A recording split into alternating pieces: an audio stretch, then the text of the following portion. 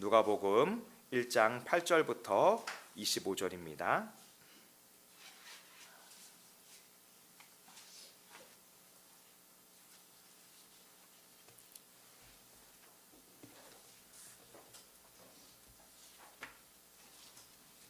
누가복음 1장 8절부터 25절 우리 한 절씩 교독하도록 하겠습니다. 제가 먼저 한 절 읽어 올리겠습니다. 마침 사가랴가 그 반열의 차례대로 하나님 앞에서 제사장의 직무를 행할세 제사장의 전례를 따라 제비를 뽑아 주의 성전에 들어가 분향하고 모든 백성은 그 분향하는 시간에 밖에서 기도하더니 주의 사자가 그에게 나타나 향단 우편에 선지라. 사가랴가 보고 놀라며 무서워하니 천사가 그에게 이르되 사가랴여 무서워하지 말라. 너의 간구함이 들린지라. 내 아내 엘리사벳이 내게 아들을 낳아 주리니 그 이름을 요한이라 하라. 너도 기뻐하고 즐거워할 것이요 많은 사람도 그의 태어남을 기뻐하리니 이는 그가 주 앞에 큰 자가 되며 포도주나 독한 술을 마시지 아니하며 모태로부터 성령의 충만함을 받아 이스라엘 자손을 주 곧 그들의 하나님께로 많이 돌아오게 하겠음이라. 그가 또 엘리야의 심령과 능력으로 주 앞에 먼저 와서 아버지의 마음을 자식에게 거스르는 자를 의인의 슬기에 돌아오게 하고 주를 위하여 세운 백성을 준비하리라. 사가랴가 천사에게 이르되 내가 이것을 어떻게 알리요 내가 늙고 아내도 나이가 많으니이다. 천사가 대답하여 이르되 나는 하나님 앞에 서 있는 가브리엘이라. 이 좋은 소식을 전하여 내게 말하라고 보내심을 받았노라. 보라 이 일이 되는 날까지 내가 말 못하는 자가 되어 능히 말을 못하리니 이는 내가 내 말을 믿지 아니함이거니와 때가 이르면 내 말이 이루어지리라 하더라. 백성들이 사가랴를 기다리며 그가 성전 안에서 지체함을 이상히 여기더라. 그가 나와서 그들에게 말을 못하니 백성들이 그가 성전 안에서 환상을 본 줄 알았더라. 그가 몸짓으로 뜻을 표시하며 그냥 말 못하는 대로 있더니 그 직무의 날이 다 되매 집으로 돌아가니라. 그 후에 그의 아내 엘리사벳이 잉태하고 5달 동안 숨어 있으며 이르되 주께서 나를 돌보시는 날에 사람들 앞에서 내 부끄러움을 없게 하시려고 이렇게 행하심이라 하더라. 아멘. 오늘은 주님의 길을 준비하는 자라는 제목으로 하나님의 말씀을 같이 살펴보기를 원합니다. 우리가 누가복음을 계속해서 강해하며 말씀을 나누고 있습니다.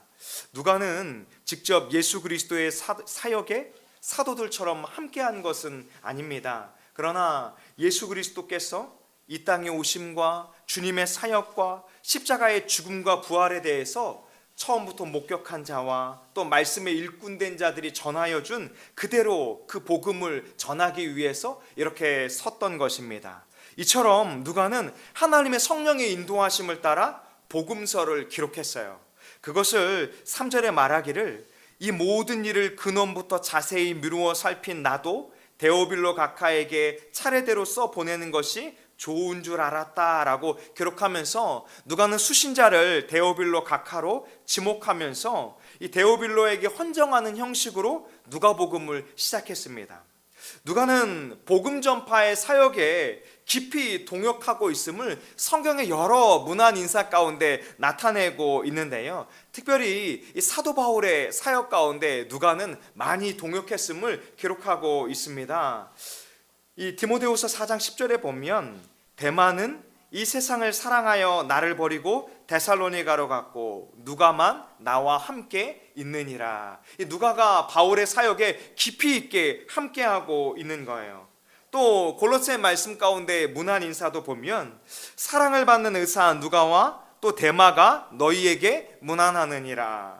또 빌레몬서에 보면 또한 나의 동역자 마가, 아리스다고, 데마, 누가가 함께 문안하느니라 라고 기록하고 있어요. 그러니까 누가는 복음으로서의 부르심에 충실하게 동역하면서 그들 가운데 예수 그리스도께서 어떻게 이 땅에 오게 되었는지, 또 예수 그리스도를 통해서 하나님의 놀라운 뜻이 어떻게 성취되어 있는지, 또 예수 그리스도의 십자가 죽음이 우리의 죄를 어떻게 대속해 주셨는지, 예수 그리스도의 부활이 우리에게 어떻게 부활 소망을 갖게 됐는지, 이 사도들과 많은 믿음의 동역자들을 통해서 주의 복음을 듣게 되고, 오늘 이 누가 역시도 직접적으로 복음서를 기록하면서 이렇게 잃어버린 영혼들을 구원하기에 힘썼던 것입니다. 그런데 안타깝게도 누가와 반복적으로 문안 인사 가운데 나왔던 데마는 이 바울의 고백과 같이 세상을 사랑하여 바울을 버리고 떠나 데살로니가로 갔다라고 기록하고 있어요. 이후에 이 데마가 어떻게 돌아왔는지 성경은 기록하고 있지 않지만, 이 데마가 믿음의 길을 걸으면서 주의 복음을 전하는 이 바울과 잠시 멀어졌음을 보여주고 있는 것입니다. 오늘 이 복음으로서의 부르심 앞에서 매일매일 충실하게 이 복음의 삶을 살아간다는 것, 믿음의 삶을 살아간다는 것은 이처럼 쉬운 것이 아닌 것 같아요. 하루 이틀, 1년, 2년은 이 복음의 길을 걸을 수도 있을 것입니다. 여러 서신에 기록된 것처럼 데마 역시도 이 수많은 시간 동안 복음의 길을 바울과 함께 했어요. 그런데 어느 순간이 됐을 때 그 마음, 첫 마음, 복음의 은혜를 잃어버리게 되면, 우선순위의 마음을 잃어버리게 되면 어느 순간에 어떻게 해요? 주님보다 세상을 사랑하게 되고, 또 주의 길은 어떻죠? 십자가의 길은 좁잖아요. 힘들잖아요. 인정받기 어렵잖아요. 그런데 세상은 어떻죠? 넓고 편안하고 세상에 보기에 안락한 마음이 불쑥불쑥 우리 믿음의 사람들 가운데에도 들어오잖아요. 그런 것을 오늘 이 바울의 고백을 통하여서 우리가 경계하며 믿음의 삶을 끝까지 나아갈 수 있기를 원합니다. 우리가 지난주에 살펴본 말씀처럼 예수 그리스도의 복음이 누가복음 가운데 시작되고 있는데, 제일 먼저 나타난 것은 복음의 능력이나 역사가 아니라 결핍의 순간이었다라고 누가는 설명하고 있어요. 1장 5절인데요. 유대왕 헤롯 때에 아비야 반열에 제사장 한 사람이 있었으니 이름은 사가랴요, 그의 아내는 아론의 자손이니 이름은 엘리사벳이라. 제사장 집안의 이 부부가, 사가랴와 엘리사벳이 하나님 보시기에 믿음의 삶을 잘 살았습니다. 그래서 1장 6절에서는 그가 의인이었다라고 성경은 기록하고 있어요. 하나님을 경외하고 믿음의 삶을 살아가고 하나님의 말씀을 따라 살아갔던 이 제사장 가문의 부부가 결핍의 순간을 맞이하고 있다라고 성경은 주목하고 있는 거예요. 그러나 그 결핍은 이 사가랴 부부만이 아니라 영적인 암흑기 가운데 있는 이스라엘 백성들에게도 결핍의 순간이 있었다라고 성경은 표현하고 있어요. 7절의 말씀인데요. 엘리사벳이 잉태를 못함으로 그들에게 자식이 없고 두 사람의 나이가 많더라. 이 결핍이 있는데 사가랴와 엘리사벳은 이 결핍을 스스로 해결할 수 없습니다. 이스라엘 백성들의 마음도 그와 같은 것 같아요. 말라기 이후에 이 400년이라는 넘는 시간 영적인 암흑기 가운데 결핍의 순간, 언제 하나님의 독생자이신 메시아를 보내주실 것인가, 언제 우리를 이 압제 속에서 회복할 것인가, 우리의 고통과 우리의 울부짖음, 이 죄의 문제를 하나님께서 어떻게 해결해 주실 것인가, 그들은 애통하는 마음으로 하나님의 역사를 바라보았어요. 그런데 그들의 결핍을 누가 해결해 줄지 그들의 마음 가운데에는 보이지 않았던 것입니다. 그런 결핍의 순간이 마치 이 사가랴와 엘리사벳 부부의 결핍의 순간을 바라보게 하면서 오히려 새로운 소망을 품게 하십니다. 여러분, 우리의 인생 가운데 고난이 찾아오면 그때가 언제일까요? 하나님이 일하실 때인 것입니다. 이스라엘 백성들 가운데 영적인 암흑기가 찾아왔을 때에는 하나님의 회복이 필요할 때이잖아요. 하나님의 역사가 이제 임박했음을 보여주고 있는 것입니다. 바벨론 포로 기간 가운데, 또 메데 바사와 또 페르시아 가운데 이 수많은 영적인 암흑기가 있었지만 이제 그 영적인 어둠의 터널이 끝이 다다랐음을 성경이 보여주기 위해서 이 사가랴와 엘리사벳의 결핍을 바라보게 하고 있는 것입니다. 말라기 4장 5절인데요. 보라, 여호와의 크고 두려운 날이 이르기 전에 내가 선지자 엘리야를 너희에게 보내리니 그가 아버지의 마음을 자녀에게로 돌이키게 하고 자녀들의 마음을 그들의 아버지에게로 돌이키게 하리라. 돌이키지 아니하면 두렵건대 내가 와서 저주로 그 땅을 칠까 하노라 하시니라. 이스라엘이 소망했던 것처럼 하나님 아버지의 마음을 자녀에게로 다시 돌이키게 하고 자녀들의 마음을 아버지께로 돌이키게 할 그 소망의 날이 이제 임박했음을 오늘 이 결핍의 순간을 통해서 누가가 가르쳐주고 싶었던 거예요. 이제 하나님의 뜻이, 하나님의 놀라운 구원의 역사가 펼쳐질 것을 누가복음 1장을 통해서 설명하고 있는 것입니다. 오늘 우리가 9절에 8절의 말씀처럼 살펴보고 있는데요, 사가랴가 이제 그 반열의 차례대로 하나님 앞에서 제사장의 직무를 맡고 있습니다. 근데 9절에 보면 이 제사장의 전례를 따라 제비를 뽑아서 주의 성전에 들어가게 됩니다. 모든 제사장이 들어가는 것이 아니라 이 제비를 뽑는다는 것은 그 당시에 하나님의 뜻을 구하고 있는 거잖아요. 그 하나님의 인도하심을 따라서 주님의 성전에 들어가서 제사장이 분향을 하고 있어요. 그것을 따라서 모든 백성들이 이제 기도하면서 성전 밖에서 있는 거예요. 그때 11절은 이렇게 말씀합니다. 주의 사자가 그에게 나타나 향단 우편에 선지라. 이제 드디어 하나님께서 주의 천사를 이 사가랴에게, 또 특별히 제사장의 직무를 담당하고 있는 그 순간에 보내주셔서 하나님의 뜻을 말씀하시고자 하는 거예요. 13절은 이렇게 말합니다. 사가랴여 무서워하지 말라. 너의 간구함이 들린지라. 내 아내 엘리사벳이 내게 아들을 낳아주리니 그 이름을 요한이라 하라. 사가랴와 엘리사벳의 결핍의 문제를 하나님이 들으시고 응답하시겠다는 이 메신저를 이 가브리엘을 통하여 보내주시고 역사해 주시겠다라고 말씀하고 있는 거예요. 바로 이 순간이 무엇입니까? 이 400년이 넘는 이스라엘의 영적 암흑기를 깨트리는 순간이 되고 있는 거예요. 천사 가브리엘은 먼저 사가랴에게 이렇게 말했어요. 너의 간구함이 하나님께 들렸다라고 말하는 것이죠. 1차원적으로는 사가랴와 엘리사벳의 간구를 주님께서 들어주시고 역사해 주셔서 너희들이 그토록 바라고 불가능해 보인다고 생각했던 자녀를 너희에게 줄 것이다. 그가 요한이다 라고 가르쳐주고 있는 거예요. 좀 더 구원사적인 넓은 차원으로는 이것은 무엇을 의미할까요? 하나님의 구원의 역사를 펼치기 위해서 구약의 수많은 선지자들이 예언했던 것처럼 이 영적 어둠을 깨트릴 주의 길을 예비할 엘리야의 심령을 가진 주의 사자가 이제 일어날 것을 표현하고 있는 거예요. 너희는 나이가 많아서 잉태할 수 없다고 생각했지만 엘리사벳이 아들을 낳아줄 것이고 그의 이름을 하나님의 뜻대로 요한이라 하라라고 선포하고 있는 거예요. 여러분, 사가랴와 엘리사벳의 마음 가운데 이것이 과연 가능하리라 생각했을까요? 우리 역시도 믿음의 눈으로 세상을 살아가지만 여러분, 하나님의 역사가 특별히 먼저는 우리 자신을 통해서 이루실 것을 믿고 계십니까? 믿으시기를 바라요. 하나님은 우리 찬양의 가사처럼 우리는 지극히 작은 자라 할지라도 우리를 통해서 하나님의 역사를 이루어 가시기를 원하시는 줄로 믿습니다.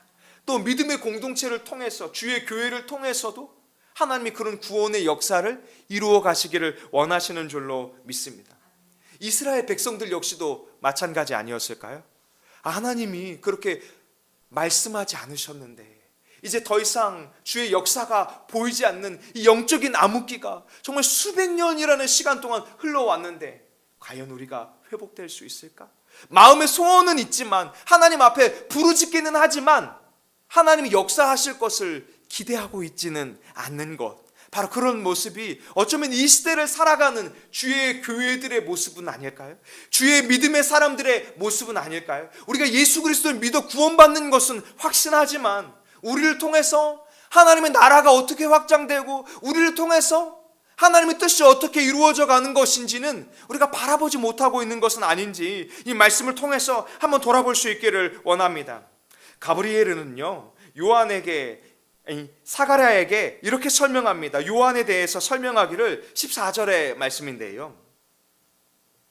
너도 기뻐하고 즐거워할 것이요 많은 사람도 그의 태어남을 기뻐하리니 이는 그가 주 앞에 큰 자가 되며 포도주나 독한 술을 마시지 아니하며 모태로부터 성령의 충만함을 받아 이스라엘 자손을 주 곧 그들의 아버지 하나님께로 많이 돌아오게 하겠음이라.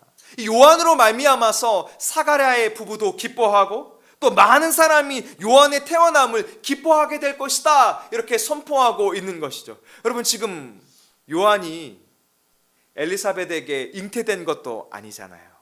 그런데 지금 가브리엘은 이미 하나님의 말씀을 그들 가운데 선포하면서 이 역사가 이루어질 것을 확신에 차서 고백하고 있는 것이죠.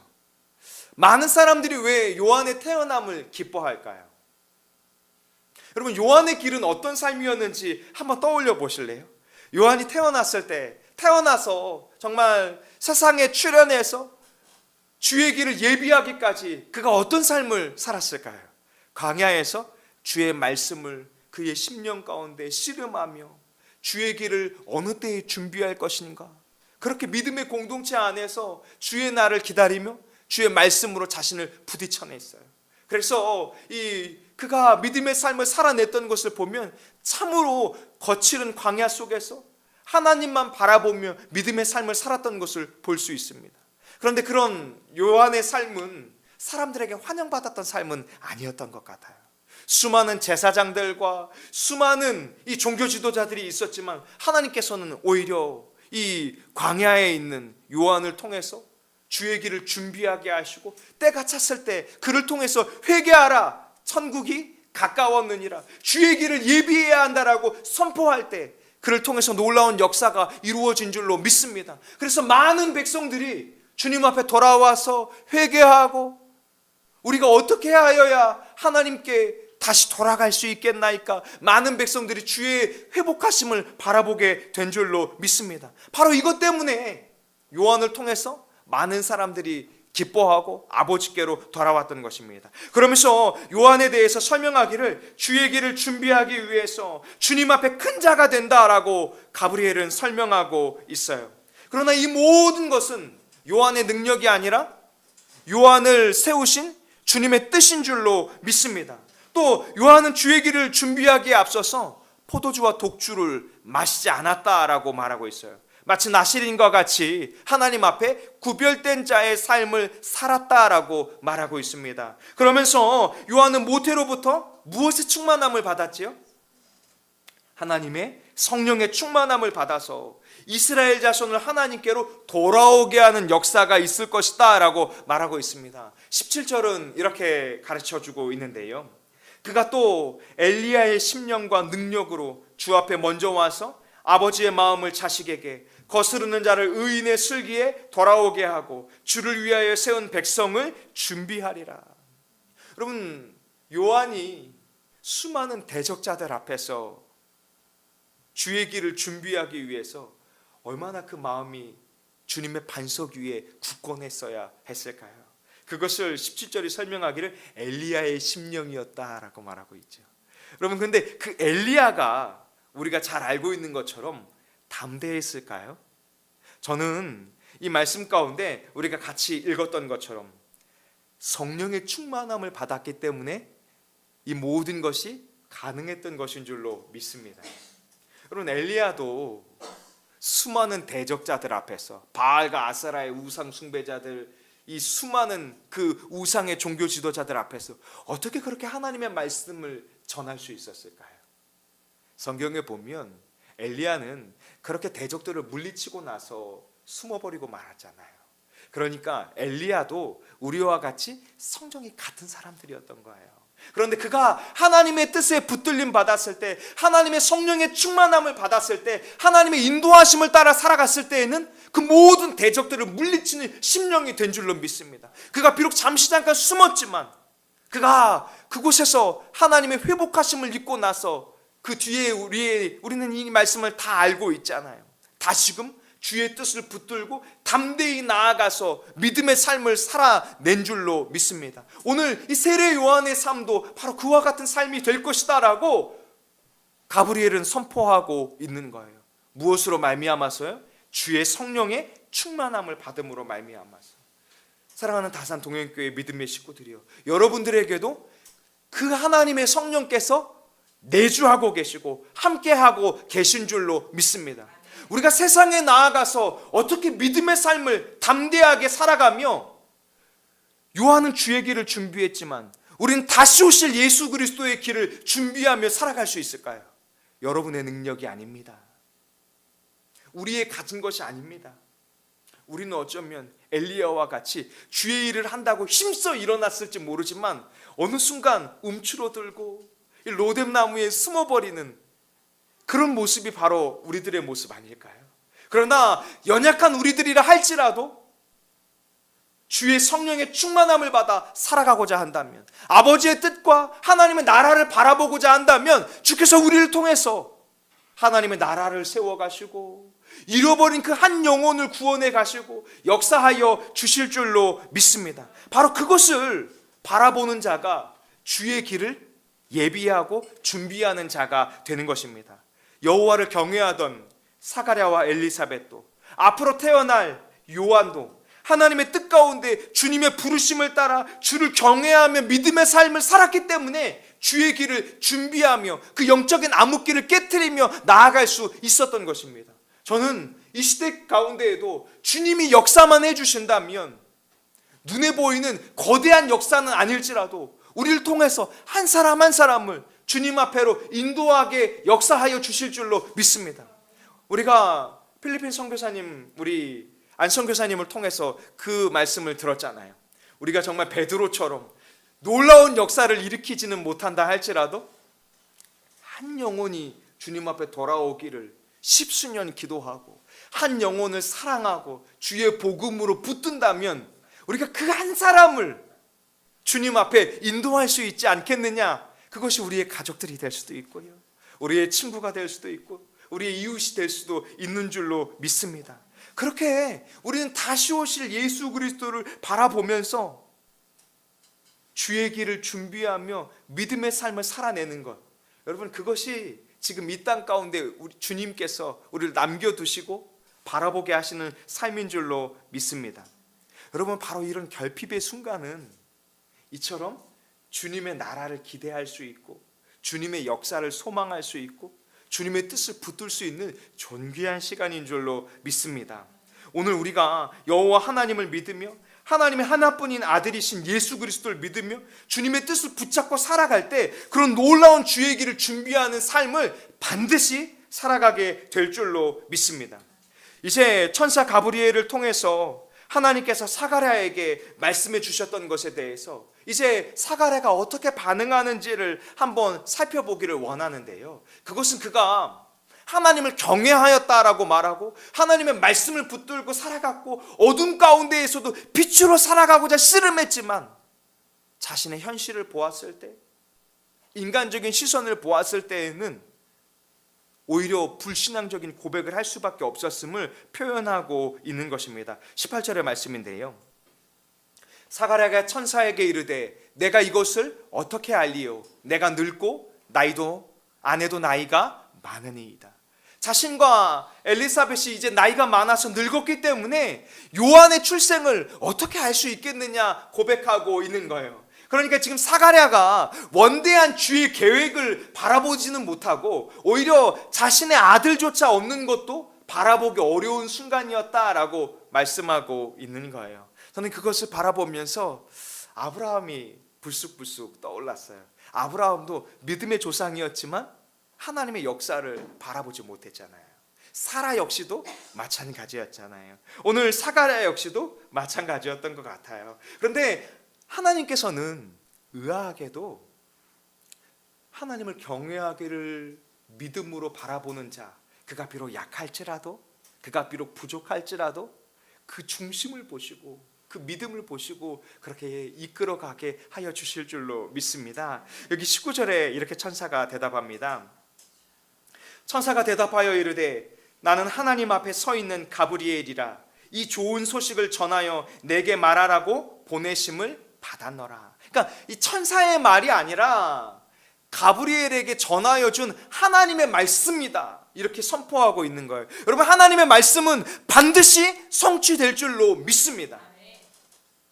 사가랴에게 이루어지는 하나님의 역사만이 아니라 우리 다산 동행교회 식구들에게도 하나님의 말씀하실 때, 주의 말씀을 붙들 때, 주의 성령을 통하여 역사하실 때 하나님께서 반드시 성취하여 주실 줄로 믿습니다. 주님은 신실하세요. 주님은 미쁘십니다. 그래서 400년이라는 암흑기가 있었다 할지라도 하나님의 약속은 오늘 이 시간 누가복음 1장을 통하여서 성취하시는 것을 우리에게 보여주고 있는 거예요. 여러분, 이 시대에 아무리 교회의 힘이 쇠약해지고 믿음의 사람들이 쇠약해졌다 할지라도 주의 뜻은 반드시 이루어질 줄로 믿습니다. 주의 나라는 반드시 이 땅 가운데 선포되고 성취될 줄로 믿습니다. 그것을 믿음으로 바라보는 그 한 사람이 저와 우리 다산 동행교회 식구들이 되기를 원합니다. 안타깝게도 사가랴는 하나님의 말씀을 믿지 못해서 하나님의 일이 성취되는 날까지 말 못 찾는 자가 되고 말았어요. 사가랴의 연약함을 오늘 이 말씀 가운데 보여주고 있는 것입니다. 하지만 그가 믿지 못하더라도, 그가 불신앙적인 시선을 가졌다 할지라도 하나님은 사가랴를 통해서, 엘리사벳을 통해서 하실 하나님의 뜻을 반드시 이루어 갈 것입니다. 오늘 우리의 마음 가운데에도 이런 불신앙적인 마음들은 조금씩 덜어냈으면 좋겠어요. 한 주 한 주 믿음의 삶을 살아갈수록 우리가 점점 더 불신앙적인 마음들, 또 대마처럼 세상을 사랑했던 마음들은 하나하나 뽑아내고 오히려 복음으로서의 부르심, 하나님의 놀라운 뜻, 하나님의 놀라운 나라를 바라보며 믿음의 삶을 살아낼 수 있기를 원합니다. 사가랴가 제사장의 직무를 다 마치고 나왔을 때 사람들은 이제 이상하게 여기기 시작했어요. 아니, 왜 이렇게 제사장이 그 직무를 오래 하는 것인가? 그들은 지난날의 전례를 살펴보면서 22절에 이렇게 말씀합니다. 그가 나와서 그들에게 말을 못하니 백성들이 그가 성전 안에서 환상을 본 줄 알았더라. 그가 몸짓으로 뜻을 표시하며 그냥 말 못하는 대로 있더니. 사가랴도 더 이상 표현하지 못하고 그것을 바라보고 있는 백성들 역시도 하나님이 뭔가 말씀해 주셨구나, 이렇게 생각하고 있는 거예요. 우리는 오늘 이 사가랴에게 나타났던 이 주의 사자처럼 환상을 따라가거나 이 사자를 만나는 것은 아닙니다. 오히려 그것보다 더 존귀하신 하나님의 성령께서 우리 안에 내주에 계시면서 주의 말씀을 통해서 매일매일 순간순간 우리에게 하나님의 뜻을 가르쳐 주시고 진리의 복음을 가르쳐 주시고 우리가 주의 말씀은 나의 길이요 빛이요라고 고백하는 것처럼 한 걸음 한 걸음 믿음의 삶을 살아가게 하여 주실 줄로 믿습니다. 그런데 의아하게도요, 제사장 사가랴는 불신앙적인 고백을 했지만 이 일 후에 엘리사벳이 잉태하고 25절에 엘리사벳은 이런 고백을 합니다. 주께서 나를 돌보시는 날에 사람들 앞에서 내 부끄러움을 없게 하시려고 이렇게 행하심이라 하더라. 엘리사벳은 어떤 고백을 하고 있습니까? 주께서 나를 돌보아 주셨다. 내가 사람들 앞에서 결핍 때문에, 나의 아픔 때문에 참 부끄럽고 자신 없고 위축된 삶을 살았지만 나에게 역사하시는 여호와 하나님으로 말미암아 내가 이제 주의 돌보심을 받은 자, 주의 은혜를 받은 자가 되었다라고 고백하고 있는 거예요. 여러분, 그런데요, 그 불신앙적인 사가랴 역시도 훗날 하나님을 이렇게 찬송하기 시작했어요. 67절의 말씀인데요, 그 부친 사가랴가 성령의 충만함을 받아 예언하여 이르되 찬송하리로다. 주 이스라엘의 하나님이여 그 백성을 돌보사 속량하시며 우리를 위하여 구원의 뿔을 그 종 다윗의 집에 일으키셨으니. 여러분, 이 다윗의 씨로 말미암아 다윗의 집에 일으킴을 받은 분이 누구십니까? 하나님의 독생자 예수 그리스도이신 줄로 믿습니다. 이 사가랴가 그런 고백을 하고 있는 거예요. 무엇으로 말미암았다고 67절은 말하고 있습니까? 성령의 충만함으로 말미암아. 성령의 충만함을 받을 때 여호와 하나님을 찬양하고 하나님의 놀라운 역사를 바라보고 하나님의 나라를 꿈꾸며 이렇게 하나님의 뜻을 붙들고 살아가게 될 줄로 믿습니다. 사랑하는 다산 동행교회 믿음의 식구들이요, 오늘 말씀처럼 사가랴, 엘리사벳, 요한을 하나님 아버지께서는 준비시키셨어요. 이와 마찬가지로 오늘 이 어두운 시대 가운데 예수 그리스도의 사람으로 우리 다산 동행교회 믿음의 식구들과 저를 불러주신 줄로 믿습니다. 그리고 구원의 역사를 그 준비한 자들을 통해서 일으키시는 것처럼 우리를 통해서 다시 오실 예수 그리스도를 바라보며 우리가 믿음으로 한 걸음 내디딜 때 주님이 역사하여 주실 줄로 믿습니다. 우리 마음 안에 불신앙적인 마음들은 한 주를 살아가면서 내어놓고 눈에 보이는 환경은 다시 눈을 감았다 떠서 영적인 눈을 떠서 주의 뜻을 살피며 믿음의 삶을 살아갈 수 있는, 주님을 찬송하며 살아갈 수 있는 저와 우리 다산 동행교회 식구들 되기를 원합니다. 기도하겠습니다.